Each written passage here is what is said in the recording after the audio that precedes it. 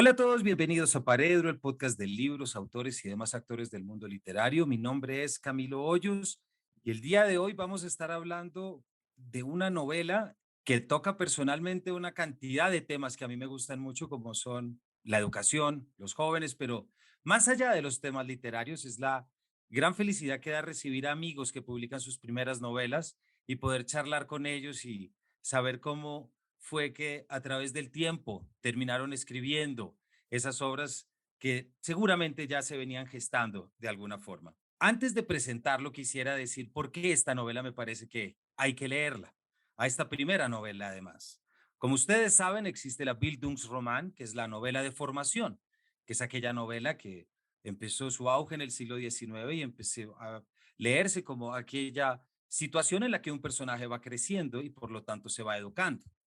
Pero yo creo que podríamos hablar también de un contraste con esta novela y es cuando entendemos que la luz de la razón también se puede convertir en la luz oscura de la razón. Y esto está representado en personajes como Fausto o de pronto el doctor Frankenstein, quienes entienden que a veces la luz oscura también trae conocimiento. Porque muchas veces la educación es también una deseducación o un girarse hacia adentro para entender las cosas que uno quiere aprender y cómo se quiere educar.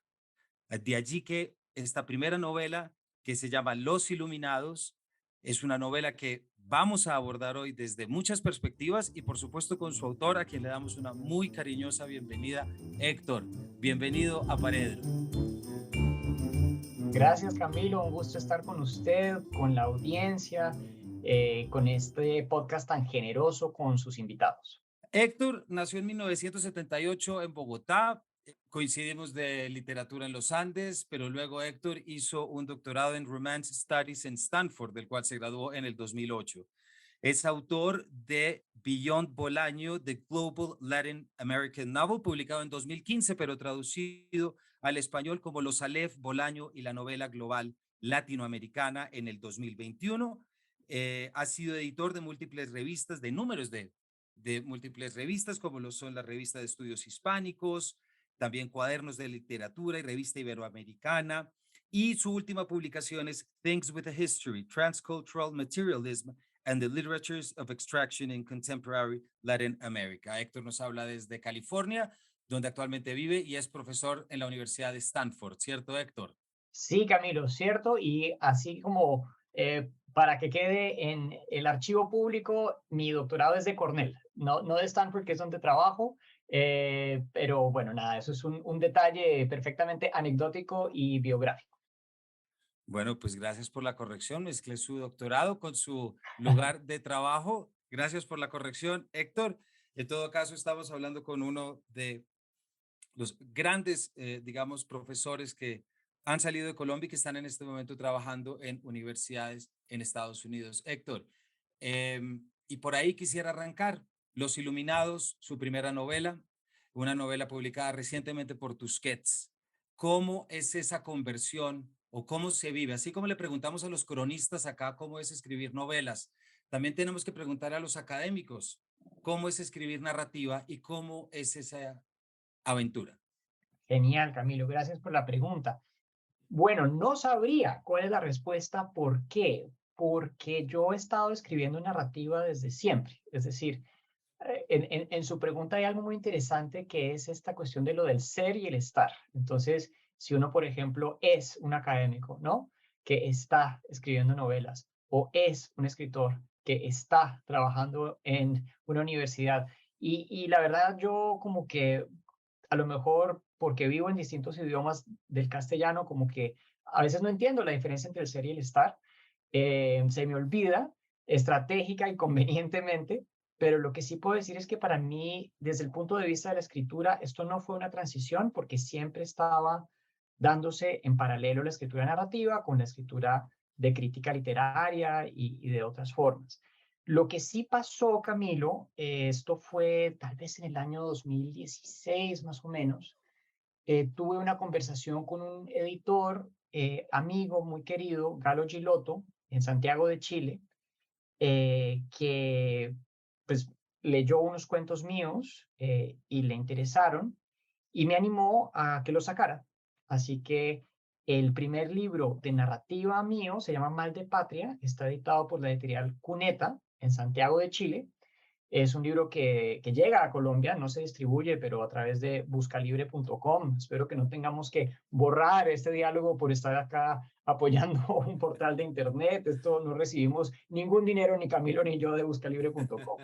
Pero el caso es que este libro llega a Colombia, lo recomiendo, le tengo mucho cariño. Por supuesto, estamos hablando de la novela más reciente, pero esto para contarle que fue un camino, digamos, de pasar de una escritura privada, pero constante, a esto que es ahora una escritura pública. Me parece que mientras decía la pregunta, Héctor, se me ocurrió eso al fondo. Decía, óigame, ¿y si es al revés?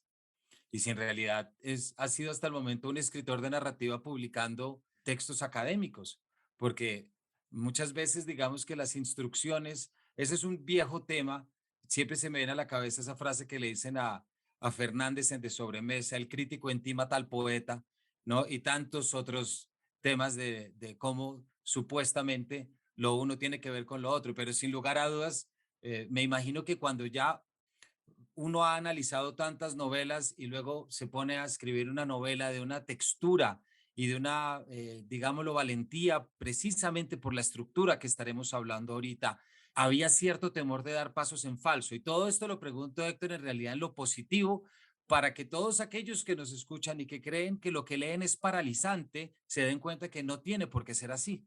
Para mí la escritura de ficción, de narrativa, es un espacio de total libertad. Eh, no me autocritico, no me interpreto, no me censuro, porque para eso tengo otra escritura, que es la escritura de crítica literaria, que es muchísimo más controlada, mesurada, y que, pues, por la circunstancia de donde ejerzo, se da en inglés, ¿no? Y ahí tengo otra voz, otro método, otra como escuela. Pero en la escritura de narrativa, digamos, es en castellano, más que eso en bogotano, un espacio de libertad. Y si se daba, estaba bien, y si no se daba, también estaba bien, y si se publicaba, estaba bien, y si no se publicaba, estaba mal. Camilo, usted en nuestra juventud, ya hace como 20 años largos, casi 25, ¿no? Qué vejez. Ya leía cosas que escribía yo en ese entonces, yo leí cosas que escribió usted en ese entonces, es una constante. Pero sí es cierto que tenemos muchos embelecos, muchas telarañas en la cabeza a la hora de llevar paralelamente el trabajo de profesionales de estudios literarios, pues con el trabajo de gente que juega en la literatura, ¿no? ¿Cómo hacer esas dos cosas? Realmente no es fácil, hay que decirlo, pero por otro lado también hay que dejar atrás algunas taras, ¿no? Que en su mayoría son autoimpuestas. Yo creo que sería genial que uno pudiera decir, no, es que tal persona me dijo, usted no puede escribir literatura al mismo tiempo que enseña literatura. De pronto esa persona nunca existió y es algo que cada generación como que va reproduciendo. A mí me parece que una buena comparación es la relación que existe entre una musicóloga y una compositora, ¿sí? Entonces, la compositora puede hacer una sinfonía magnífica, y ojo que no estoy diciendo intérprete, no es lo mismo. Sí, sí, No, sí, no es sí, una sí. intérprete de piano, es una compositora, ¿sí? Y lo que hace la musicóloga, ¿qué es? Es comentar, discutir, apreciar, debatir una pieza musical. Esas son disciplinas que, por lo extrañas, como que no tienen una presencia muy fuerte en nuestro imaginario, le permiten a uno ver esa relación que existe entre, a lo mejor, quienes estudiamos literatura, tenemos una formación como de musicólogos, de gente que aprecia, que critica, que analiza la música, y no una formación de gente que hace música. Y eso está bien. Pero, pues, del mismo modo como uno puede ser carpintero y plomero a la vez, ¿no? Si tiene práctica, qué sé yo, si tiene suerte, si se le dan las cosas, también puede ser musicólogo y músico, ¿por qué no? Sí, eso es verdad. Y uno siempre tiene que pensar cómo puede agrandar esos espacios y resistirse a esos encasillamientos tan fáciles de decir no se puede hacer esto o no se puede combinar esto otro. Y yo creo que ya en esto, Héctor, de alguna manera nos empezamos a acercar a su novela, con lo que presupone romper esas barreras, porque Los Iluminados, publicada muy recientemente en la colección Andanzas de Tusquets, Es precisamente la historia narrada por su narrador, que es un personaje que se llama El Nuevo, que llega a su primer día de clases para encontrarse con un colegio y más allá con unos jóvenes, pues bastante particulares, Héctor, sobre los que vamos a estar hablando, tremendamente actuales, pero que de alguna manera lo que representan es esos ideales y la lucha por unos ideales que implica siempre el derrocamiento de estatuas y que también implica como ampliar fronteras. Son un grupo de jóvenes que además llevan no sé cuántos meses, días con el teatro del colegio tomado, lo que ya supone, sobre esto también estaremos hablando. ¿Por qué no nos cuenta un poquito de la novela, Héctor, y cómo de pronto ha sido ese proceso suyo de verse a usted mismo en época colegial o como profesor? ¿De dónde sale este material narrativo que nos pone tan de frente con lo que es una juventud deseosa de ser y hacer? La novela se toma en serio algo que a muchos oyentes les habrá pasado, que es esa certeza que uno tiene más o menos a eso de los 15 años, de que sabe cómo funciona el mundo, de que detiene, ¿no?, en sus manos toda la verdad. ¿Y qué pasa si eso es así? ¿Qué pasa si cuando uno tiene esa edad realmente sabe cómo funcionan las cosas y a lo mejor después se le olvida, eh, después como que reprime esa certeza que tenía? No sé, no tengo ni idea. Y por cierto, tampoco la novela. La novela transcurre en un solo día, que es el primer día de clase de un estudiante nuevo, como nos cuenta Camilo, que se encuentra con una situación muy particular. Esto lo vemos recién a partir del primer, segundo capítulo de la novela, así que no estamos contando demasiado, pero afuera del colegio hay un grupo de, podríamos decir, muchachos mayores que ellos, pero no mucho, tal vez unos 7 años mayores que ellos, como con unas sudaderas deportivas y también con una especie de caparazones de plástico rígidos que en cualquier momento se podrían poner como armaduras. Es decir, parece que este es un escuadrón de policías que está apostado a las afueras de la entrada del colegio. Y el estudiante nuevo que llega se da cuenta que hay una serie de compañeros suyos que huelen mal. Afuera, literalmente, no metafóricamente, huelen mal. Afuera del colegio hay este escuadrón de policía como si fuera a entrar y él descubre a los iluminados sin saber, no lo sabremos realmente, quizás hasta más adelante, quizás nunca, si se trata de una gallada, de una pandilla, de una secta o de algo mejor. Para hablar, Camilo, de su primera pregunta, ¿no? ¿De qué va la novela? Mencionaba la cuestión de la relación de mía personal con el material y bueno, pues no puede uno ocultar que he pasado, yo creo que más tiempo adentro de un salón de clases que afuera de un salón de clases. Bueno, y podrá sonar como una exageración, porque pues hay que dormir, pero yo creo que cuando duermo sueño con salones de clases, entonces pues eso también cuenta, ¿sí? Pero la aventura lo viene a uno a buscar en donde uno esté, ¿sí? Tenemos también esta falsa dicotomía de que, como se dice, ¿no? Los hombres de letras, ¿no? La pluma y la espada contra la aventura, una cosa contra la otra, opuesta a la otra, antinómica a la otra. ¿Por qué? La aventura está allí donde lo busque a uno, sin pretender, no sé, equiparar. Pues hay novelas, por ejemplo, que tratan sobre un día en Dublín bastante anodino, en donde no pasa mayor cosa y es una gran aventura. ¿Por qué no buscar algo así? ¿Por qué no buscar algo así también en el contexto colombiano, en el cual me encuentro profundamente inmerso, así físicamente viva a la distancia? En donde pensamos en la aventura en términos un poco más tremendistas, ¿sí? Esta es una novela en donde pasan cosas pequeñas, pasan cosas mínimas, a lo mejor no pasa mucho, pero no sé, Camilo, quizá esa es solo mi impresión como uno de los lectores y usted tenga una impresión distinta de qué tan tremendo es lo que pueda suceder en esas páginas. A mí me parece que sí ocurren cosas tremendas en el sentido en que se construyen unas hermandades que se tejen a partir de ese momento en el que usted dice que a los 15 años y uno cree o cree saber cómo funciona todo el mundo. Y yo creo que ahí radica el nombre que tiene este grupo de Los Iluminados, en que la novela va a estar basada y sobre todo está basada desde esa voz narrativa de ya como decimos el nuevo. Nótese que quien escribe es precisamente quien estuvo un solo día y sobre eso estaremos armando de lo que es esa construcción. Pero aquí en la página 37, por ejemplo, entremos y, y lo digo porque ya lo comentábamos ahorita fuera de micrófono, es una novela tremendamente actual. Y en la medida en que es tremendamente actual, ahí hay una lectura, y así lo siento, y sobre lo que le quiero preguntar, Héctor, que es cómo está o cómo es o cómo piensa una juventud ahora. Nosotros los iluminados no vemos las cosas como parecen, sino como son. Por eso somos iluminados. Hablamos de ver y no de entender, porque no se trata de entender, sino de ver. Esta explicación sí hay que entenderla, pero nuestro modo de ver el mundo hay que experimentarlo, es decir, hay que ver el mundo como nosotros lo vemos para entender. Primero ver, luego entender. Veamos. Hállase una manzana sobre una mesa. Si alguien pregunta qué hay allí, el no iluminado responderá que una manzana sobre una mesa.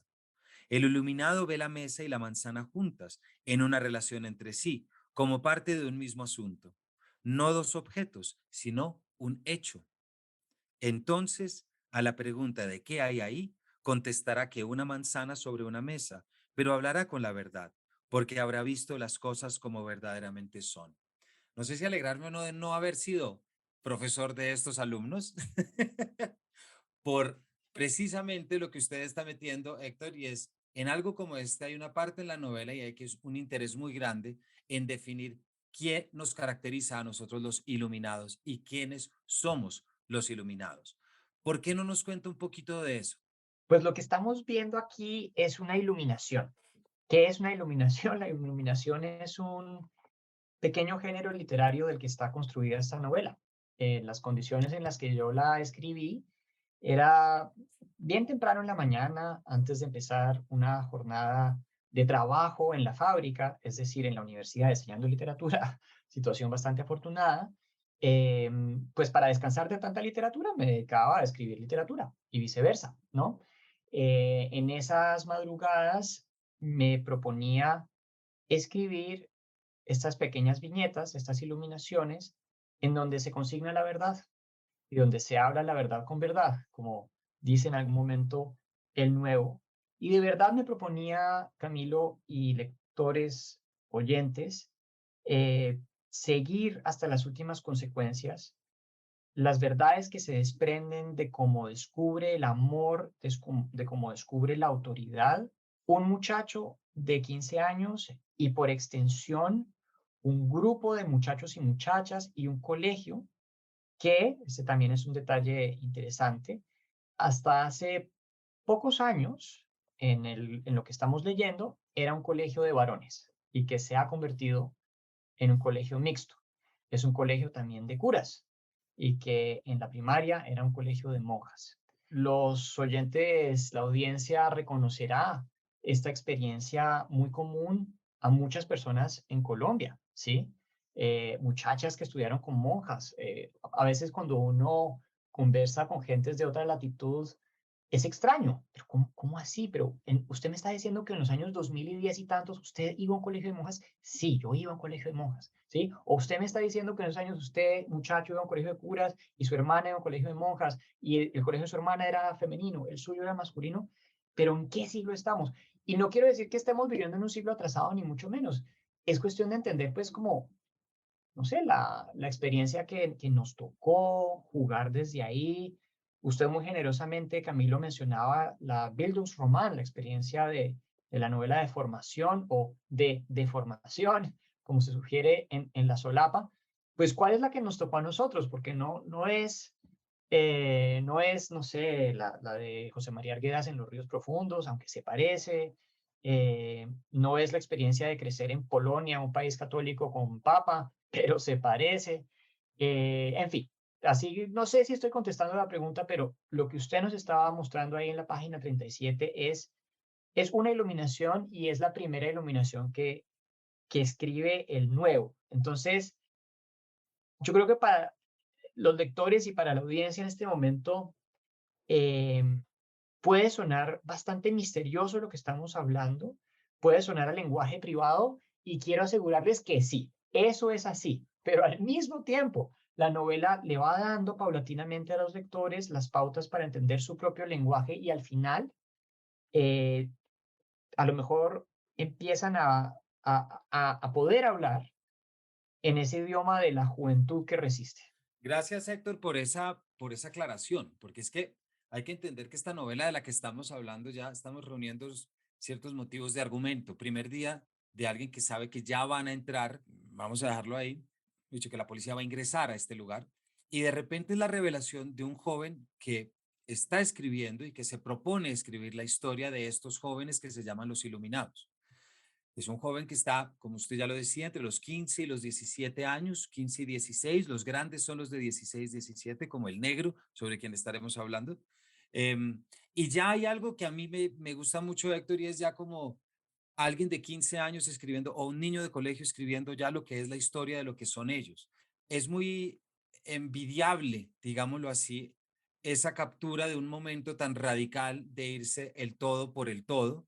Y me pregunto si eso sigue siendo algo actual, Héctor. Si nuestra sociedad en este momento, si nuestras formas de vida en este momento nos permitirían irnos a saco de esta forma, no irnos de manera intempestiva por una reacción de redes, ojo, porque por eso leí la revelación.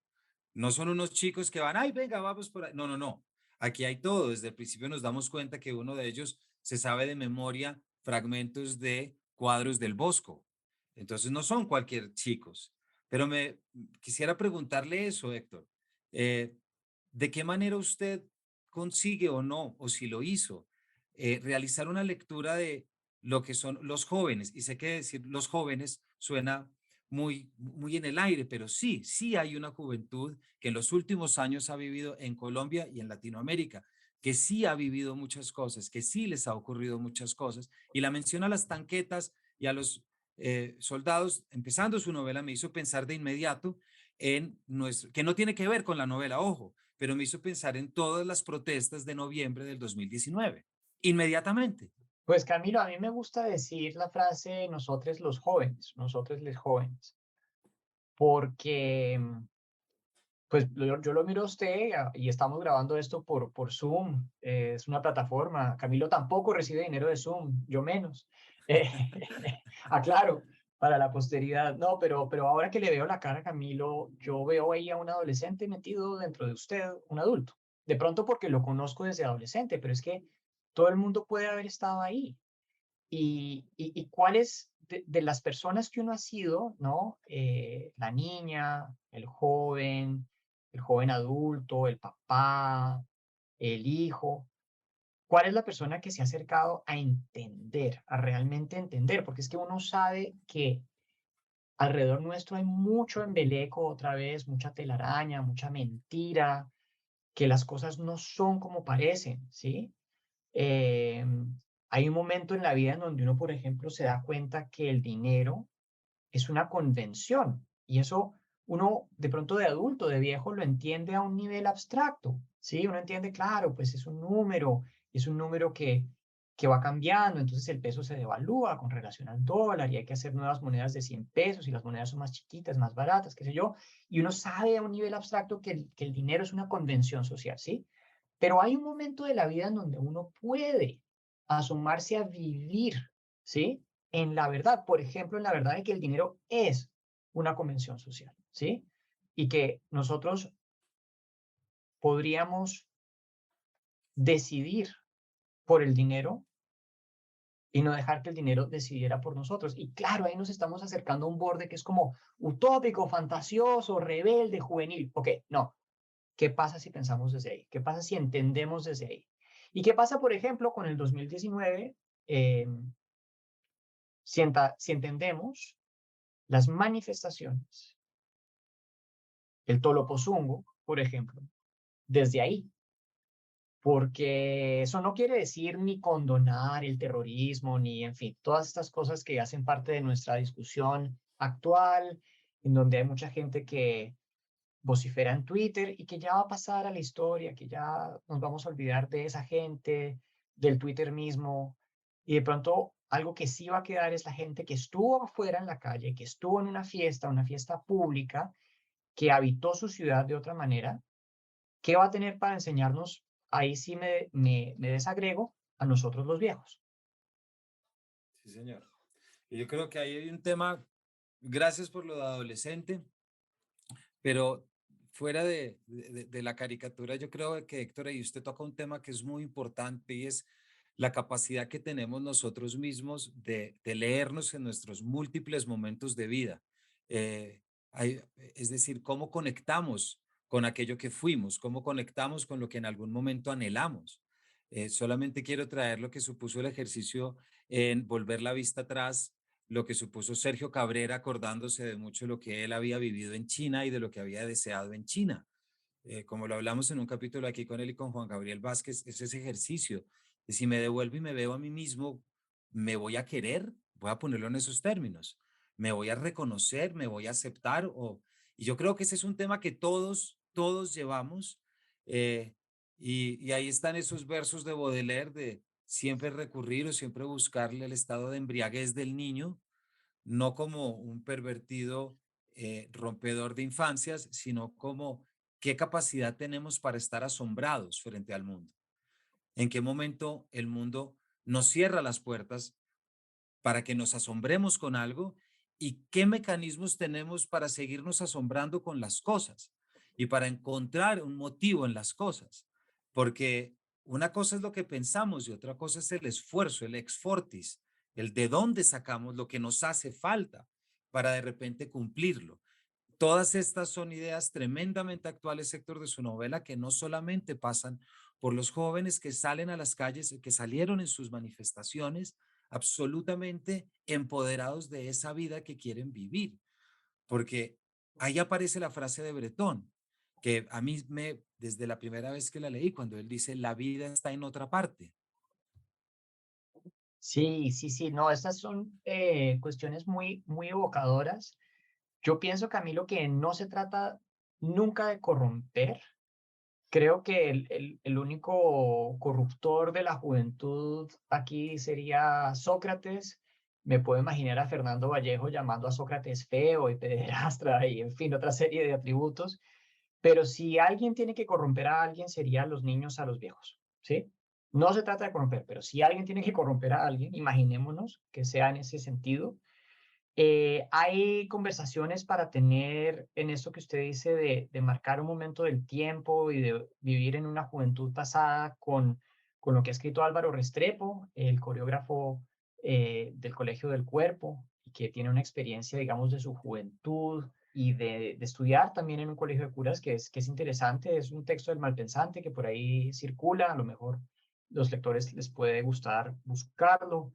Pero también pienso en Carolina Sanín, que tiene un libro exquisito, eh, ilustrado por Manuel Kalmanovitz, que se llama Alto Rendimiento, que son unas entradas pequeñas inspiradas en las Olimpiadas de Río del 2016.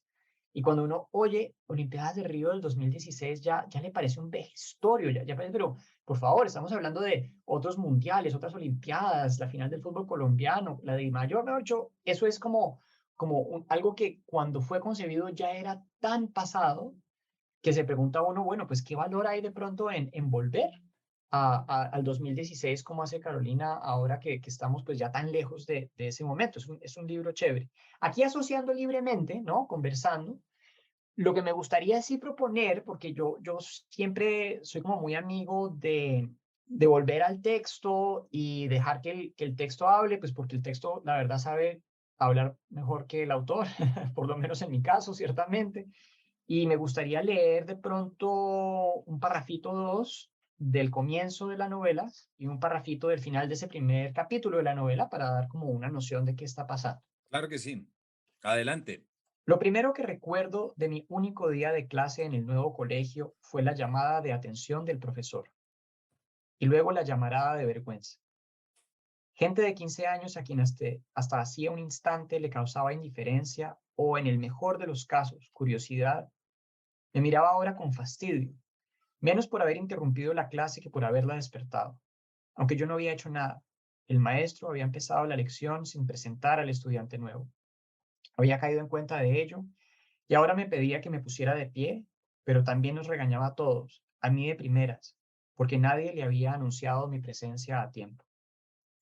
Me había puesto la mejor ropa que tenía. En mi otro colegio usábamos uniforme y ahora mi principal preocupación era cómo hacer para vestirme distinto 5 días a la semana, salvo cuando tuviéramos educación física. El profesor, un tipo con parches de cuero en los codos del saco, buscaba papeles en su escritorio. Preguntaba, sin mirarme, cómo era que me llamaba yo. Sentí que la clase entera examinaba mi frente sin saber si lo que veía eran pecas o espinillas, y que reparaba en que mis piernas, muy largas para mi torso, todavía no terminaban de crecer. Sobre todo, veía a través de la ropa mis esfuerzos por mantener a raya la gordura. Quise contestar a la pregunta dando mi nombre completo, pero de la garganta no me salía palabra. Habría empezado ahí mismo una vida como tartamudo de no ser por un fuerte chasquido que soltó mi vecino de escritorio. Tenía la cabeza recostada de medio lado sobre los antebrazos y esto sobre la tapa del pupitre en perfecta displicencia. Se desperezó, estirándose como para abrazar al mundo, y se presentó extendiendo la mano como quien le da la bienvenida a un invitado a la sala de su casa. Entonces el profesor lo recriminó a él, llamándolo por su apodo como lo hacían todos. Negro, ¿no está como muy temprano para empezar a joder? El negro no contestó, así que dije cómo me llamaba muy rápidamente y la lección continuó. Ya eran casi las 7 de la mañana. Muchas gracias, Héctor. Qué momento la llegada y la entrada a un salón de clase, ¿no? Si lo conectamos con lo que estábamos hablando antes de esto. Además que uno piensa que el salón de clase como que tiene un orden que ya está determinado, ¿no? De antemano. Claro. Y además era lo que representaba, es que esos son los temas que trae su novela y gracias por leer esto, porque son esos momentos en los que uno puede conectar y cuando uno veía a los del otro salón y los del otro salón parecían ser de Marte, porque tenían los hábitos distintos y la profesora hacía las cosas distintas, esas separaciones, ahorita que usted estaba hablando, por ejemplo, lo que supone estar en un colegio solo de niños o solo de niñas, yo siempre estuve en colegio mixto, esas pequeñas cosas que yo creo que son determinantes. ¿Por qué no hablamos un poquito, Héctor, ya que estamos hablando del texto, por qué no nos habla un poquito del negro, precisamente? Bueno, entonces De llega el ese nuevo al colegio. personaje que llega y un poco como que va a coger un protagonismo. Llega el nuevo al colegio. Primera clase, no son ni las 7 de la mañana, se hace echar con este muchacho que tiene una especie como de chaleco de blue jean desplecado, los flecos le caen sobre los hombros como si fueran charreteras y que le muestra un escritorio que está ilustrado con un, efectivamente, detalle del Jardín de las Delicias del Bosco. Se quedan mirando este escritorio, un poco fascinados, pues en el silencio de la primera clase, y de buenas a primeras el negro agarra un compás y serrucha ese escritorio haciendo un ruido que termina de despertar a todo el mundo, no más allá de la llamada de atención que acabamos de escuchar. Los sacan de la clase y se van al taller del colegio a lacar escritorios y a limpiarlos, ¿no? Por orden, digamos, de su profesor de clase. Y de ahí, en el taller del colegio, donde pasan la mañana entera, ven el colegio desde otra perspectiva. Eso, digamos, para contar un poquito quién es el negro, a lo mejor puede ser un buen momento para leer algo que pasa ahí en el taller y todavía estamos en el prólogo realmente de la novela. A ver, habla el negro. Somos la verdad encarnada, porque a fin de cuentas los perros y las flores y la gente somos todos la misma vaina, ¿o no? Yo lo escuchaba sin entenderle y los trabajadores lo escuchaban sonriendo. Que yo me fuera a incorporar con ellos aún no lo sabía ni se me habría cruzado por la cabeza.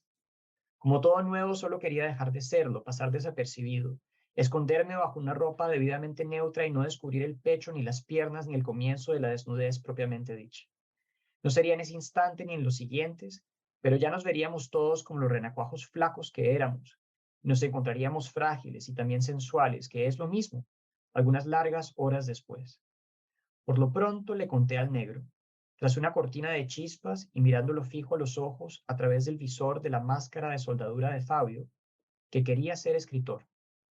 Él se sacó el lápiz que llevaba detrás de la oreja, le dio un mordisco de costado, oí la madera sumirse bajo sus dientes y me lo dio.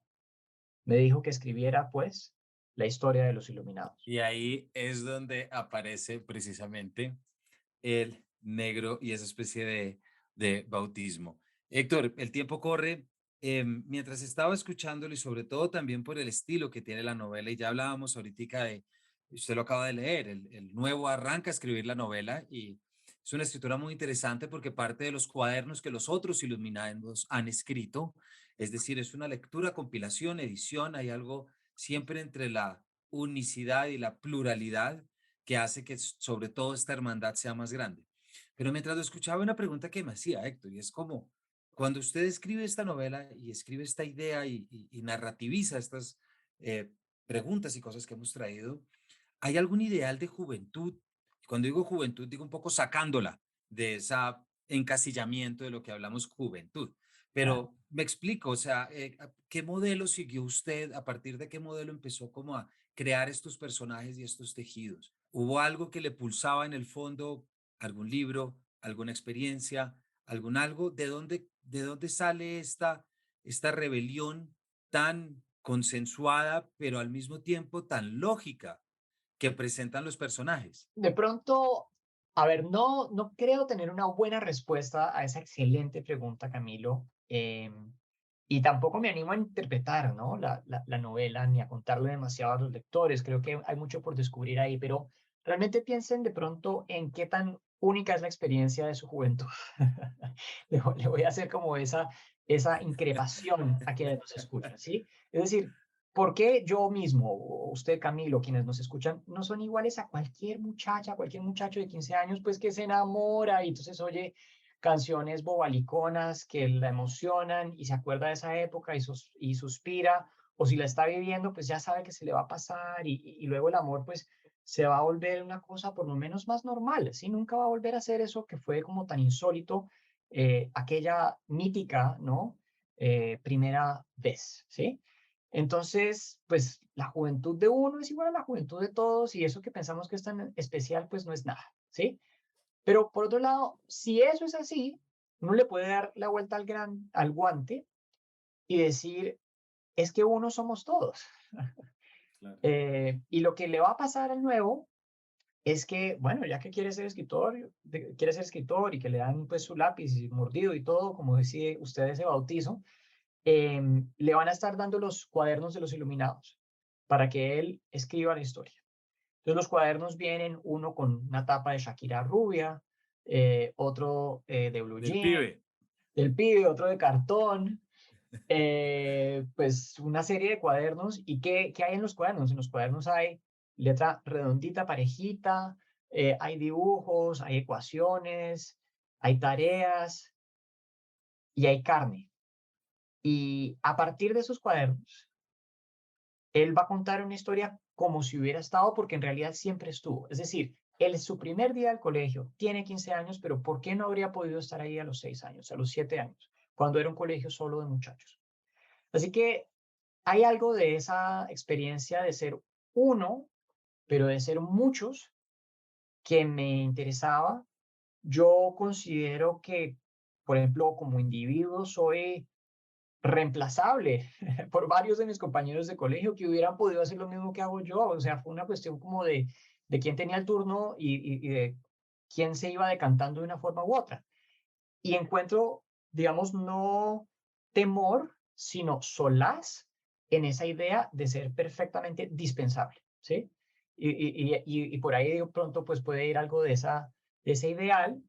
También me gustaría aprovechar para comentar, porque es una coincidencia, Camilo, simpática y que yo creo que usted apreciará y nuestros oyentes. Acaba de salir un cuentico en el New Yorker, en la edición del 8 de agosto del 2022 de Ian McEwan. El cuento se llama Un dueto, a duet. Y por casualidad, pues ya que salió, lo recomiendo. No todos los cuentos del New Yorker, la verdad, yo lo recomiendo. Hay unos como muy aburridos, muy programáticos, que sirven para las discusiones de Estados Unidos solamente, pero este es un cuento muy bonito, muy bien escrito, me parece. Y empieza describiendo, esta es la coincidencia, un colegio de muchachos, en este caso en Inglaterra. No se nos dice abiertamente, pero fácil es protestante, no católico. Y los de primer año no tienen ningún privilegio. Los de segundo año pueden oír radio, los de tercer año pueden tener una corbata en diagonal y no en vertical como todos los demás. Así hasta que se van graduando y van como creciendo en privilegios, ¿sí? Y esto es, digamos, la frase que quiero leer, la leo en el original y la traduzco. Like any social order, it seemed to all but revolutionary spirits to be at one with the fabric of reality.